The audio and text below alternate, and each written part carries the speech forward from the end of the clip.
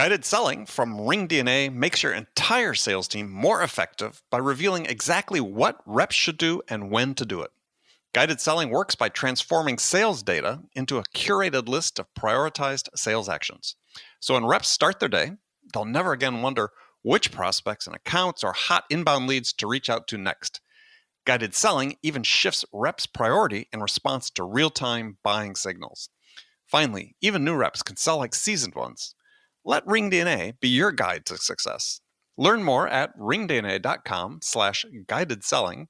That's ringdna.com/guided selling.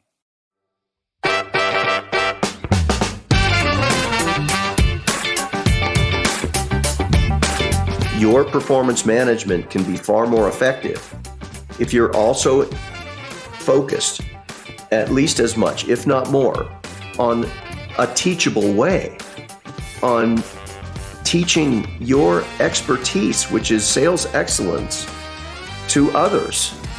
And managers get so overwhelmed and sidetracked and all this firefighting and stuff, urgencies that come up during the day that they never get time. They don't have as much time to get around to coaching. And so I would suggest that anybody listening to this who's in a sales management role, just take a look at your calendar right now.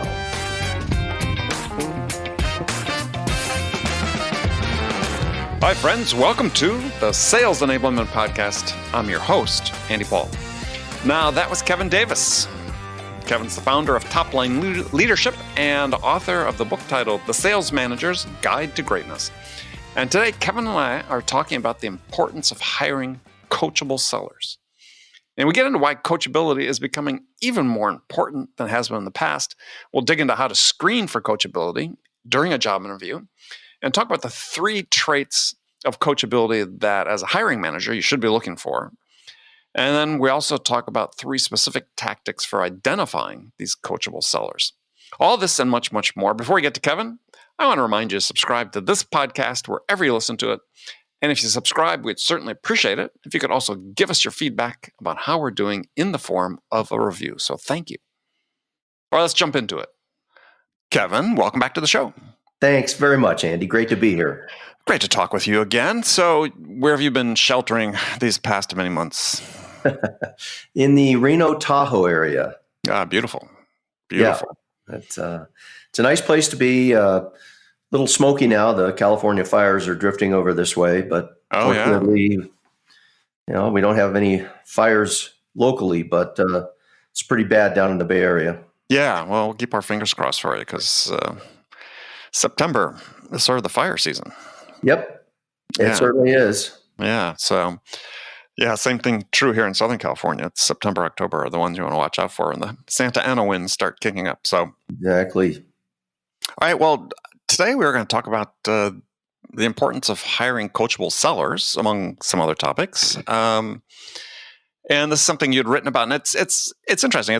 I've been thinking about this a lot in the context of COVID and increase in virtual work and so on.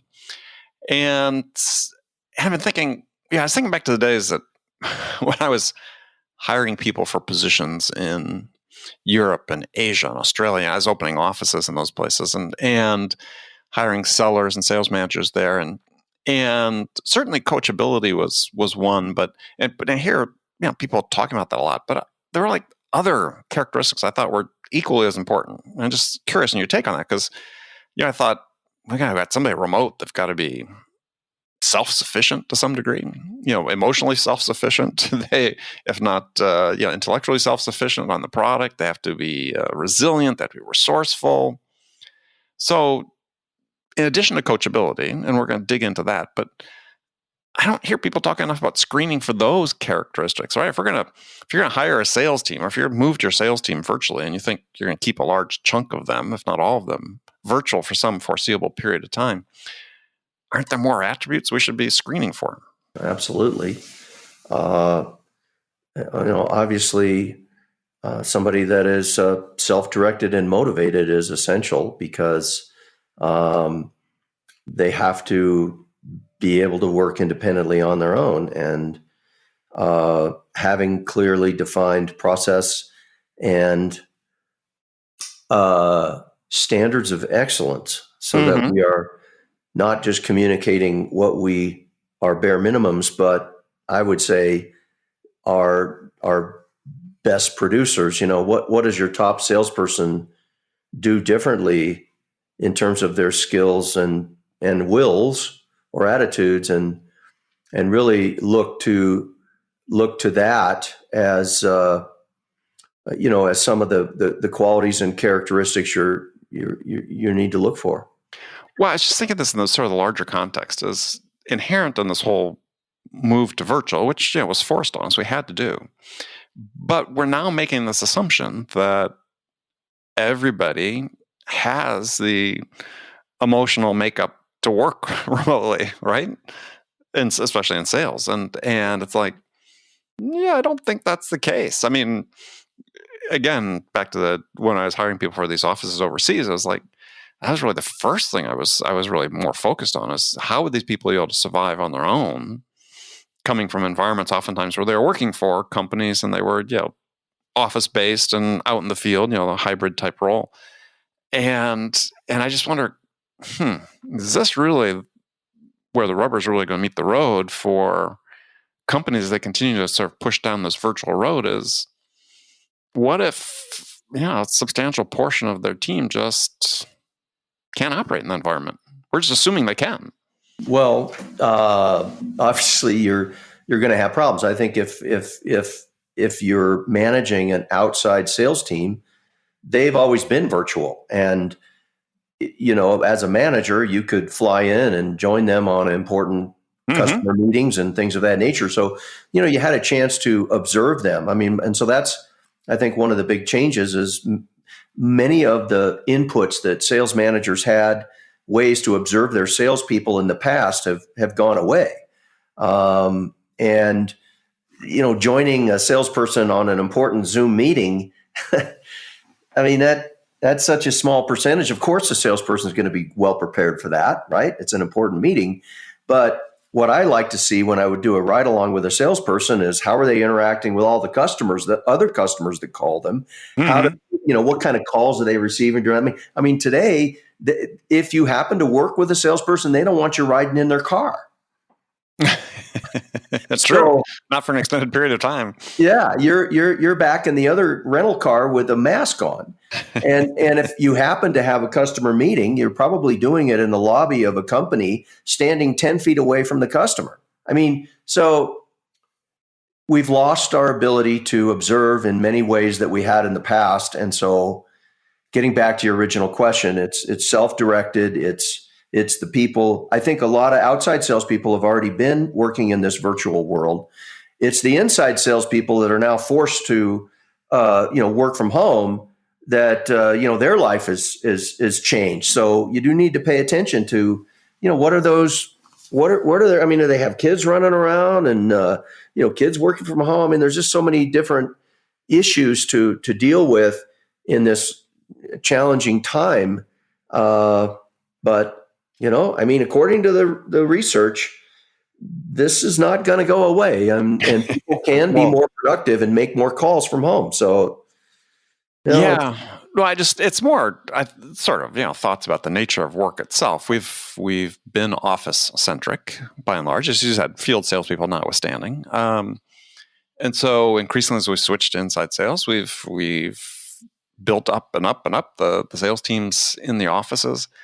And I said, I worry about this just sort of an inherent assumption that not just for salespeople, workers in general, that they can go do this for an extended period of time without sort of the human contact, the in-person human contact. It totally changes, I think, the responsibility of the sales manager to provide more consistent and purposeful communication and coaching to the team as a whole and to individuals on the team. Otherwise, people who work from home, if they don't have interaction with the team and they don't connect as much with the team, they do develop some sense of isolation and, I'm all in this just for me, and it's only me here, and they become disconnected from your company, Yeah. and that's not good. I mean, Yeah, I think, well, that's what I said. I think it's just going to be, I think this is, I don't say the other shoe that's going to drop, but it is a shoe that's going to drop at some point, is that, I don't know how big a percentage of workers it is, but certainly less than the number that are working from home currently, that over time just can't perform in that environment. I mean, it's going to be really interesting to see. So, well, yeah, it is, I mean, to segue into our, the coachability topic, how important is that? Well, it becomes very, right. I mean, I think that this is this idea of hiring coachable people, being conscious about hiring coachable people as opposed to sort of have a nice to have, but being very conscious about it. It's relatively recent, but it is, to me, it's like number one thing, right? I completely agree. So let me ask you, Andy. Sure. Do you know the origin of the word coach? No, I could stall you long enough to look it up here online, but no, tell me what it is. Well, it dates back to the England in the 14 and 1500s, where if somebody wanted to move from point A to point B faster, a horse-drawn coach would enable them to do that. Right. And that's where the word coach comes from. So I think the important operational thing there is that the person has to want to move from point A to point B, and the coach helps them get there faster. And so when you start looking at coachability, obviously the person has to want to get better. They have to be committed to implementing your coaching, or they don't really want to move from point A to point B, and then you have a bigger problem. Well, so that's an interesting point, is they have to want to improve. Now there's more being written. I just recently read a book by Roger Connors called Get a Coach, Be a Coach, which is advocating that increasingly people have to become their own coach. Yep. I mean, what is your thought on that? This whole idea of self-directed coaching, is that? Yeah, I completely agree with that as the end game. But a sales manager can help salespeople to, I mean, what percentage of opportunities in a salesperson's funnel does the manager actually get to coach the salesperson on? It's a small percentage, obviously. And so if we can help that salesperson to understand how the sales manager coaches, because we're asking better questions, we're provoking thought, we're helping that salesperson ask questions of him or herself that they maybe wouldn't be asking before an important meeting. It's helping them to learn how to coach, and then hopefully they will apply that skill with all of the other opportunities that there are in their funnel, and speed up their cycle of improvement and help them get better faster. Yeah, I mean, so I'm sort of torn on this. I absolutely agree that this idea of self-directed coaching is important, because companies haven't stepped for two reasons. One is, A, companies aren't stepping up to do it, but B, even in the absence of companies stepping up, you still have responsibility for self-improvement. But what's interesting to me in sales is that here, I think, is one of the professions in the business world that is most, sort of performance oriented, right? And you really get out of it what you put into it.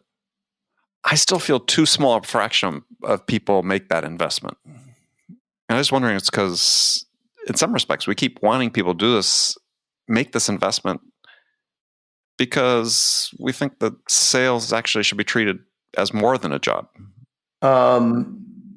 When you say sales should be treated more than a job, what do you mean by that? Well, it's if you're just going to the office 9 to 5, and you do have a desk job, theoretically, right? You sort of say, well, gosh, not a whole lot of incentive to listen to a podcast, read a book, read an article, so on, to get better. But in sales, your compensation is tied to this. Yeah. But I still see, on general, too few sellers making that investment. So I call it, they're treating it just as a job as opposed to, I don't know, maybe a lifestyle. Obviously the best ones do. And when you start to think about what do your best ones do that your average and mediocre producers don't do, certainly, this whole idea of improvement. But I would offer to, flip the coin on that and say that one of the potential reasons why so many salespeople are perceived by managers as uncoachable is because the manager is providing poor quality coaching. Well, yes. Absolutely. Well, absolutely. Right. I mean, how many managers have been trained how to coach?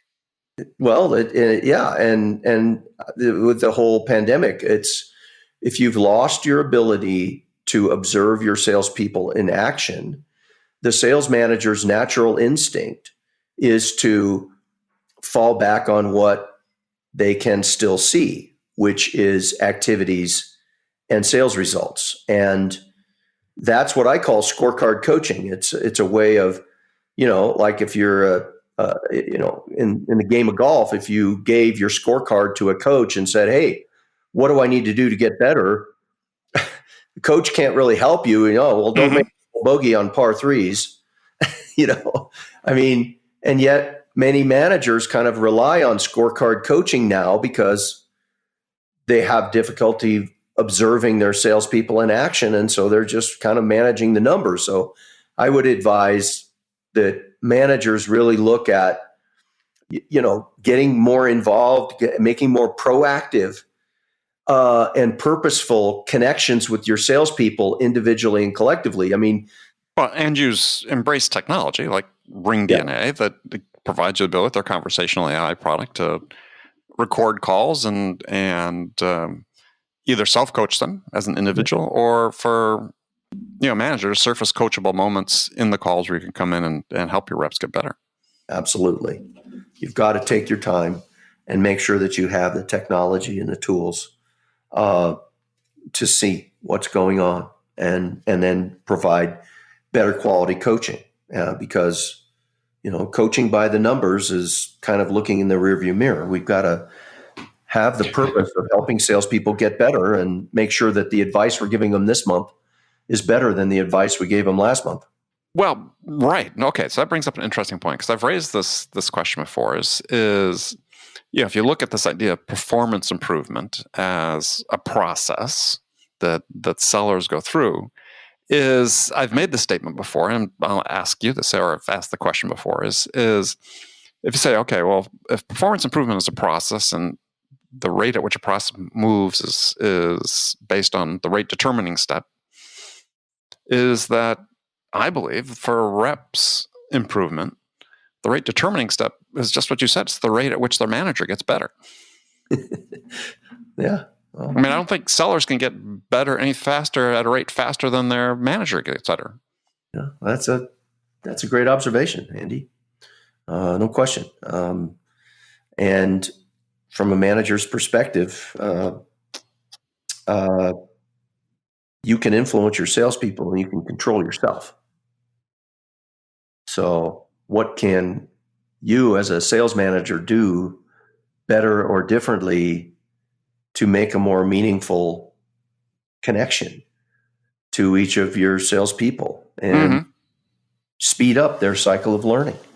So it brings up a bigger question, which is one that I was planning on asking a little bit later, but I'll bring it up now because you're talking about how we enable our sales managers to be better coaches.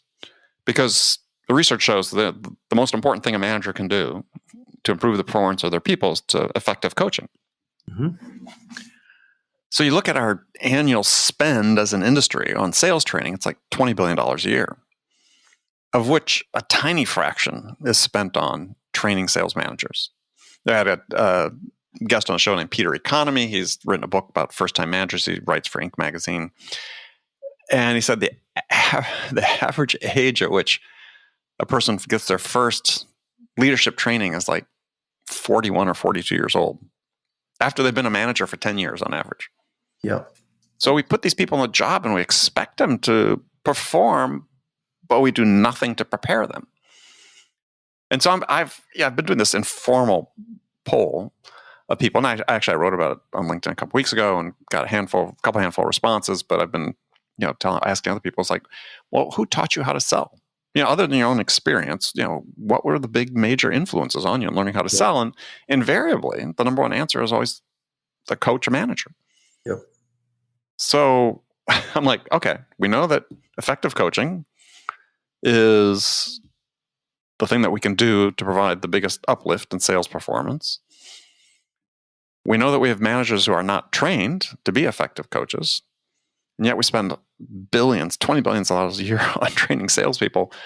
What if we flip that and spent that $20 billion on training sales managers instead? Well, it's music to my ears. I just well, but why? It's like, why don't we do it? We know there's a return there. Yeah, we're just releasing now a new online course called the Sales Manager's Guide to Great Online Course. And I think part of the problem in the past is it's been difficult. It's more costly to bring managers together than salespeople because they're spread out, and there's a reluctance to bring them out of the field and put them into a training, and then they get back to the office after they attended the 2-day leadership summit. If the company did do that, and they've got they 2 days of travel plus the 2 days in the training, and they got 4 days of stuff they got to dig through when they're supposed to be implementing the training. I mean, it's just so. I think a new model for sales manager education that is a remote model that delivers it up in bite-sized chunks, accessible from any device, is something that's will enable sales managers to get better faster and coach the way they should. Well, and that gets back to this model of self-directed coaching for managers. Yeah. Yeah, I still feel like in sales, though, and this is that companies have by and large abdicated the responsibility to improve the performance of their sellers and their sales managers. Well, I think there's two issues here.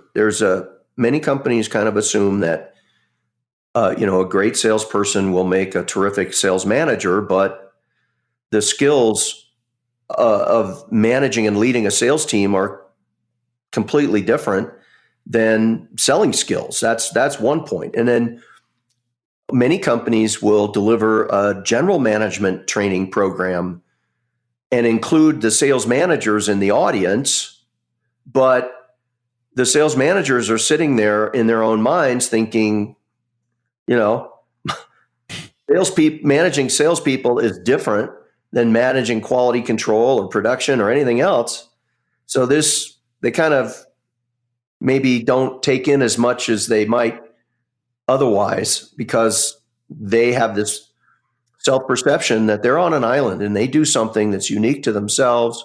They face challenges like, the highly productive salesperson that suddenly becomes stuck in a rut, the prima donna sales rep who thinks is wonderful with customers and then dumps all over everybody inside the company, treats them horribly, and thinks the world owes them a favor.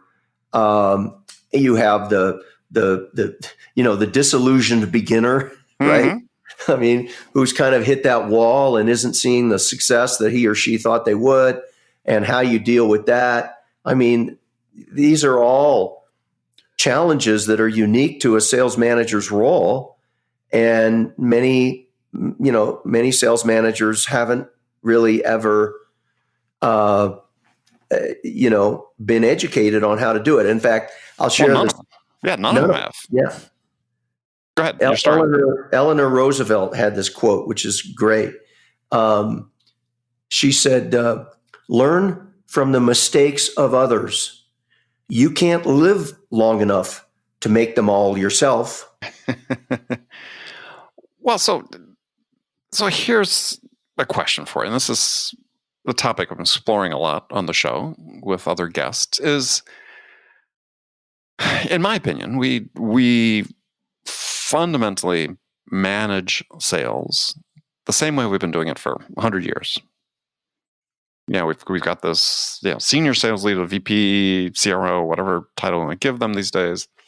And we assume, since they're in that role, that they are an expert in all these various areas you just start talking about, in mindset and motivation and psychology, right? You're talking about people in a slump, how you get people out of a slump, in performance improvement, which is a distinct skill itself, performance coaching.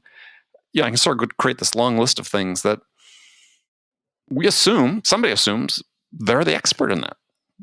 And there's assuming that the next level down, they have some expertise in that as well. And yet these people have never, ever been trained in order to do it.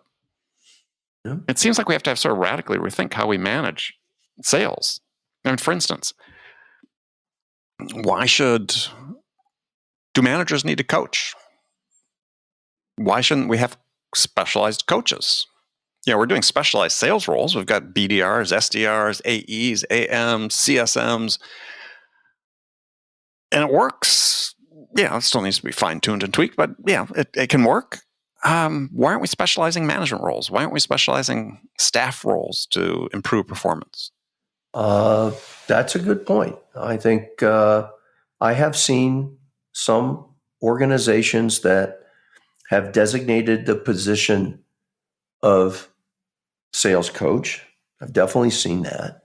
Mm-hmm. I think the challenge is that when you do that, essentially you give your sales managers the freedom to not be responsible for coaching. Yeah, that's not their job. Their job is to manage the team to hit a number. Yeah. Right. We have a designated sales coach who teaches them how to sell, and it's the same thing like sales training is going to take care of that. My job is to manage the numbers. And look, sales performance management is definitely part of the equation. You have to communicate to individual salespeople and the team what the company expects in terms of behaviors, activities, and results. That's absolutely true. But your performance management can be far more effective if you're also focused at least as much, if not more, on a teachable way, on teaching your expertise, which is sales excellence, to others. And managers get so overwhelmed and sidetracked and all this firefighting and stuff, urgencies that come up during the day that they just, they never get time. They don't have as much time to get around to coaching. And so I would suggest that anybody listening to this who's in a sales management role, just take a look at your calendar right now. How many coaching sessions do you have scheduled with your salespeople? Because we can complicate this, but it is very simple. If you want to be a better coach, it starts with committing part of your calendar to coaching on a regular basis. And there's a lot of different types of coaching conversations you can have, top 5 deals in your funnel. You want to pick deals at various stages in the funnel. You can do a one-on-one monthly performance review. You can do a loss review, a postmortem. You can do role playing. You can review the call that Ring DNA helped you record and play it back and coach the salesperson. I mean, there's a multitude of teachable things that a sales manager can do, because the sales manager is the most capable seller on the team. And the question is, how effectively are sales managers teaching their expertise? And when they do get that, when they buy off on that and they commit to it with their calendar, their sales performance management improves exponentially, because they're not just talking about numbers and how many calls the salesperson made. They're actually talking about specific, tangible things the salesperson can do to get better. And they essentially become a teacher Mm-hmm. Well, the thing is, I think with a lot of frontline managers is, and not too dissimilar when I got promoted pretty quickly into frontline manager, maybe 20 months into my first sales job. Mm-hmm. And, I wasn't a sales expert. I'd been selling for a year and a half, 2 years. I mean, I just, and this is, just a topic that, why I get back to this idea about hiring specialized coaches and so on is I think it's unfair to expect frontline managers who are newly promoted. We shouldn't have the expectation they're sales experts because they're not. But coaches could be. Well, I tell you what I've seen in that when companies commit to that career progression of sales coach followed, it is usually the sales coach position is the stepping stone to become the manager, right? And what does that say? Self-defeating. Yes. Well, yeah, it says, hey, the sales coach is, if you're a really good sales coach, maybe you too can become a manager. Yeah, which is really backwards because it should be a parallel position. It should be, a career, not a stepping stone. Exactly. I mean, I use the example, and people who listen are probably tired of hearing this, but the example of sports. Yeah, because that's a performance-based, professional sports, performance-based profession, right? Yep. And the closest analogy there is to sales. And you look at the coaching staffs and what they do, and increasingly, they've specialized. They have physical performance, they have mental performance coaches, physical performance coaches in multiple dimensions. One's health and nutrition, the other's strength. You just look at the coaching staff of almost any professional sports organization. It's radically different than what it was years ago when it was, a couple position coaches and so on. Now they've got all these specialists. And they make a career out of being those specialists oftentimes. So it's like, isn't that a model for what we should be doing in sales? Is let's have these specialized roles. The sort of the height of it, which is still a little controversial in soccer land, but Liverpool, it's my favorite club in soccer. Yep. They have a coach that's paid just to coach throw-ins. Really? Yeah. Now, he's one of the few that have done that, but others are coming along because they found that there is a tactical advantage to being able to execute certain plays and motions, if you will, off of a throw-in. Yeah. That lead to, higher, the statistic that of expected goals that lead to an expected goal rating of a certain shot. And it's like, well, we can do something like that.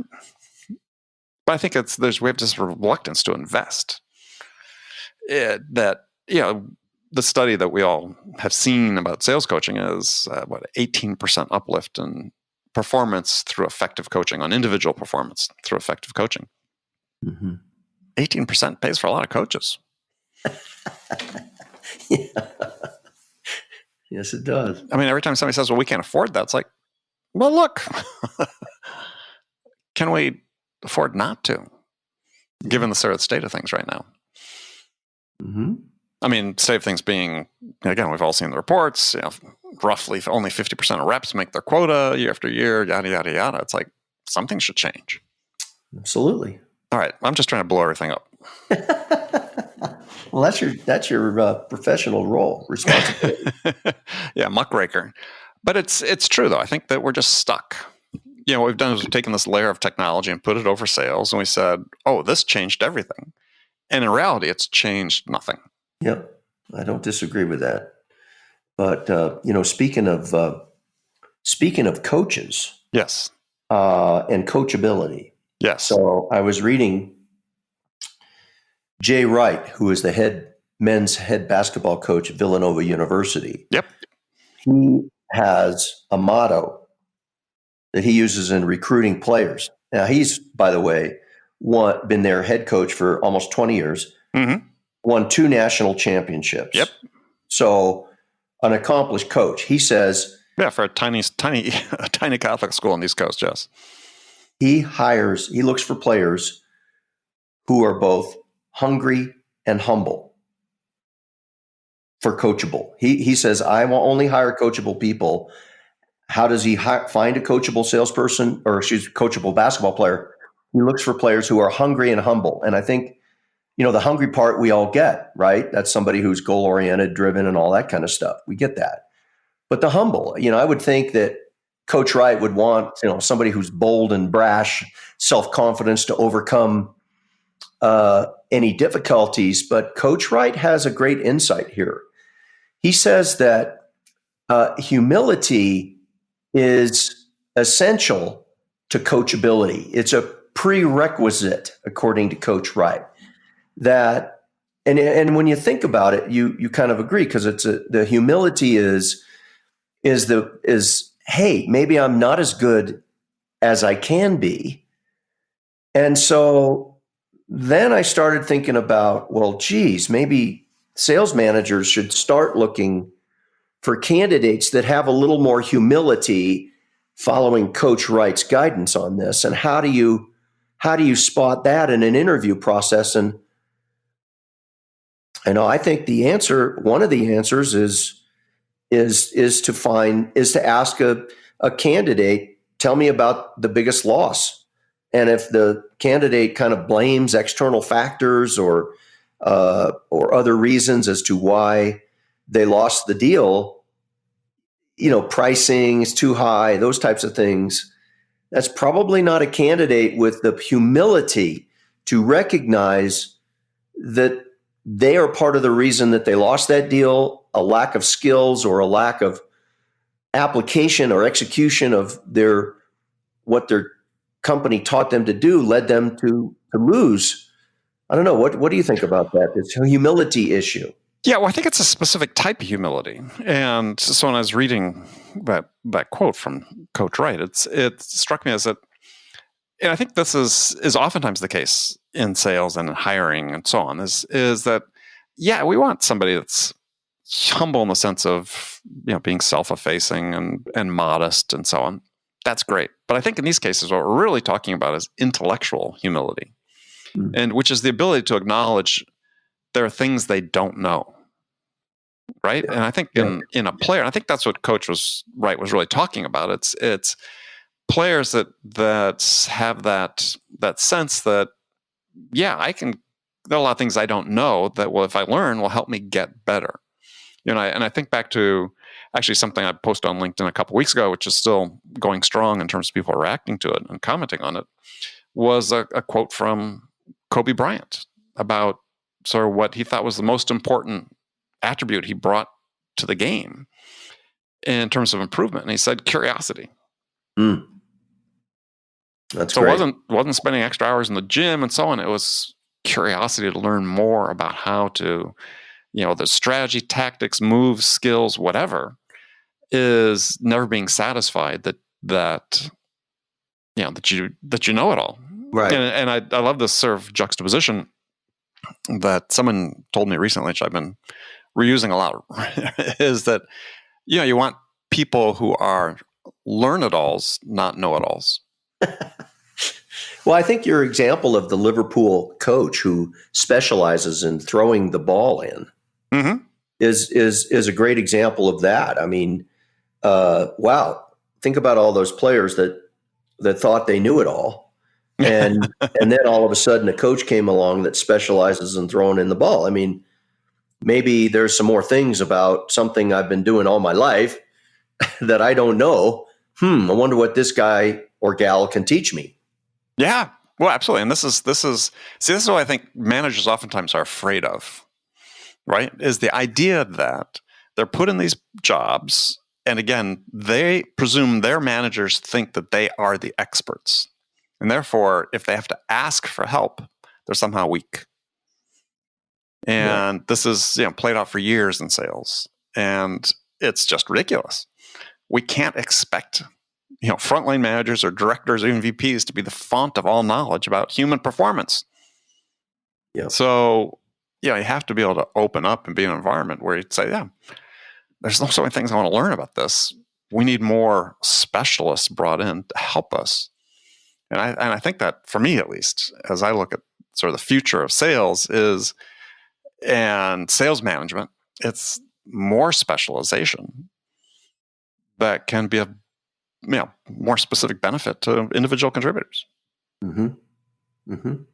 I think that's spot on. And I think that if you have salespeople who are coachable because, hey, we're providing better quality sales coaching. Yes. I think that coachability is a prerequisite for loyalty. Absolutely. That's that is the part of the equation is if we're going to move to a direction where we're providing greater specialization, more fine-tuned specialization on certain roles and skills, mindset, and so on, in helping our sellers get better, you've got to hire someone who's coachable. Otherwise, you're wasting it. Yeah, you're wasting it. And obviously, from the salesperson's perspective, if your company can help them get better faster, help them increase their income and achieve more of what they want faster, then they're going to become loyal. I mean, like you mentioned earlier, Andy, about, you ask sellers, who helped you the most, and they relate back to one of their previous sales managers that had a huge impact on them. And Mm-hmm. that's maybe, that's the manager that we still think of. And mine was Guy Campbell, and I stayed with that company for 10 years and he was one of the reasons that helped me along in the early phase of my sales career. So, we all have those. Yeah. Yeah. Actually, in 2 weeks from when this is being recorded, so it'll be after this is published. But my guest on the show is going to be my first sales manager. No, that's great. Yeah. So he's not going to ask you for a call report, is he? No, that's funny. I should have asked that. But he just retired from a sales career, as a very successful career as a senior executive at HP, and but it was fun reconnecting because he had a big influence on me. So, all right, Kevin, we've run out of time, but tell people how they can connect with you and learn more about what you're doing. Well, our website is called TopLineLeadership.com, and I'm the author of a book called The Sales Manager's Guide to Greatness, which is available on Amazon.com or wherever books are sold. And by the time you listen to this, we'll have released our new Sales Manager's Guide to Great online course, where sales managers can get the education that is so important to becoming a great sales manager. I think that, it takes a great sales manager to build a successful sales team. And, so for a limited time, we're offering a free lesson on deal coaching. What are the 3 steps to having better pre-call strategizing conversations with your salespeople? So if you go to toplineleadership.com, you'll find your way to the free lesson and check Perfect. it out. And there's 36 more after that. So, all right. Self-directed coaching, as we talked about. All right, Kevin, thank you very much, and look forward to doing it again. Andy, thanks so much. You take care. Okay, friends, that's it for this episode. First of all, I want to thank you for taking the time to listen. As always, we're so grateful for your support of the show. And I want to thank my guest, Kevin Davis, for sharing his insights with us today.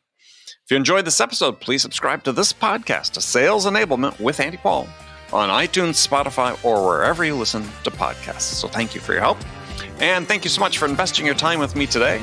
Until next time, I'm your host, Andy Paul. Good selling, everyone.